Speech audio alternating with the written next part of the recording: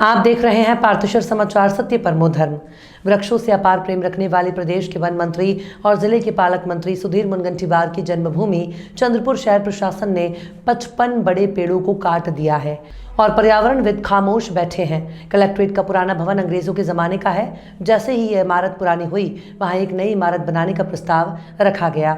राज्य सरकार ने कलेक्ट्रेट के नए भवन के निर्माण के लिए बजट में करीब 51 करोड़ रुपए स्वीकृत किए हैं। लोक निर्माण विभाग क्रमांक 1 को इस भवन के निर्माण की जिम्मेदारी सौंपी गई है।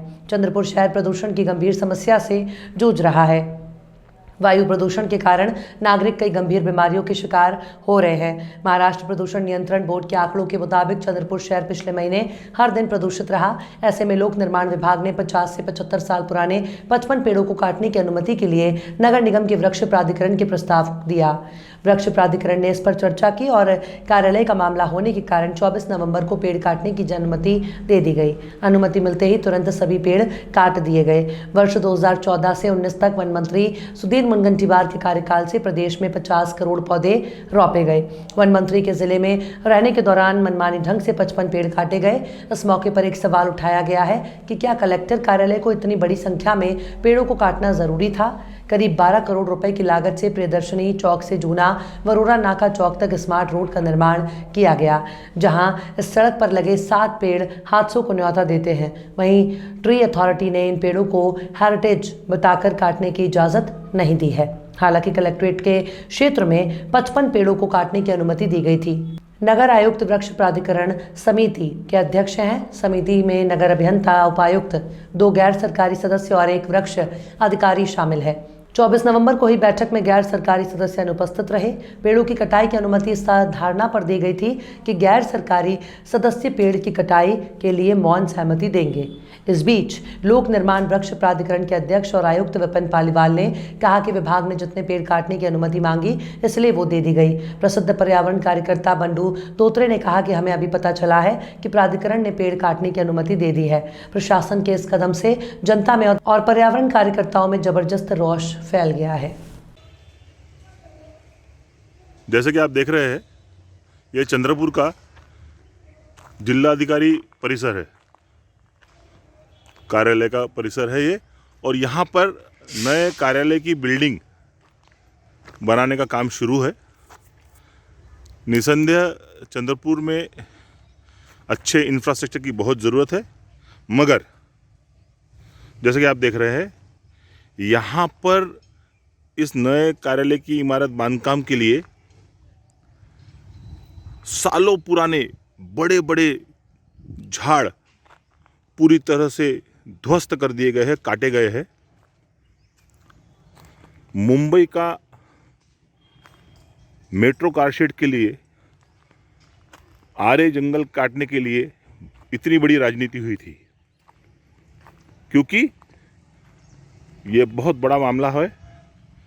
ऊपर से अगर चंद्रपुर का अगर मामला है तो प्रदूषण अपने उच्चतम स्तर पर है। प्रदूषण की वजह से चंद्रपुर सबसे ज़्यादा ग्रसित है। उसके बावजूद इतने ज़्यादा पेड़ काटने की परमिशन कैसी मिली है, किसने दिया है, यह अपने आप में एक बहुत बड़ा सवाल है। ये पूरे हरे भरे और बड़े बड़े कई दशकों पुराने झाड़ थे यहाँ पे। खास बात यह है कि वन मंत्री भी चंद्रपुर से ही माननीय श्री सुधीर मुनगंटीवार है। ऐसी स्थिति में इन झाड़ों की बलि चढ़ाकर ये बिल्डिंग बांधना